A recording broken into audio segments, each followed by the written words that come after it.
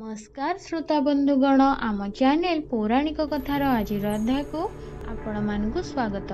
आज मु आपण मानकु नवरात्रि सप्तम दिन देवी शक्तिंकर सप्तम रूप देवी कालरात्रि तथा काली कहानी संपर्क में कहबी। परिवेषण चिन्मय पट्टनायक।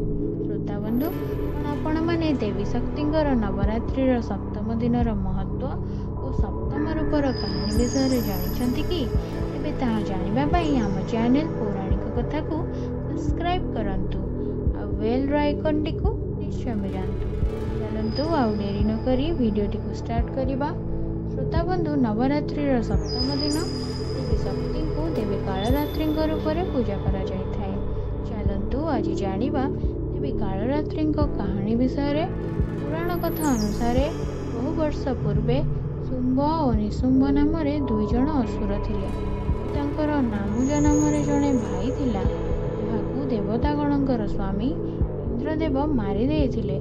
शुंभ और निशुंभ एही कथारे रागी जाई प्रतिशोध नेबा पई रक्तबीज नामक आउ एक असुर सह मिसी देवतागणक उपरे आक्रमण करबा आरंभ करदेले। यह देखि देवतागण व्यस्त विचलित और भयभीत होई भगवान शिव शंकर निकट पहुंची आश्रय प्रार्थना करुथिले। यह देखि भगवान शिव शंकर देवी पार्वती को देवी दुर्गा रूप धारण करने आदेश देथिले। भगवान शंकर आदेश मानी देवी पार्वती देवी दुर्गा रूप धारण करी शुंभ और निशुंभ को आक्रमण करी बद्ध करथिले।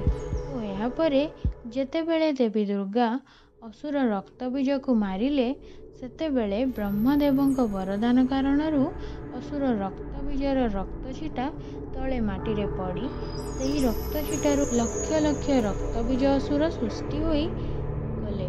यह देखि देवी दुर्गा रागी जाई निजे शक्ति साधना करथिले। यहा परे देवी दुर्गांकर रूप जने भयंकरी देवी स्वरूप रे परिणत होईगला।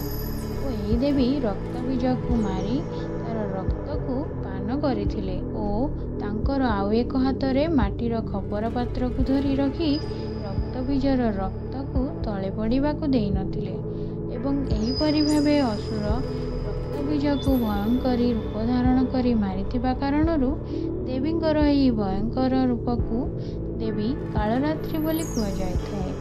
कालरात्रि माने समयर अंत होइथाए। देवी कालरात्रि रूप देखिबाकू बहुत भयंकरी अटे किंतु तांकर हृदय बहुत कोमल अटे।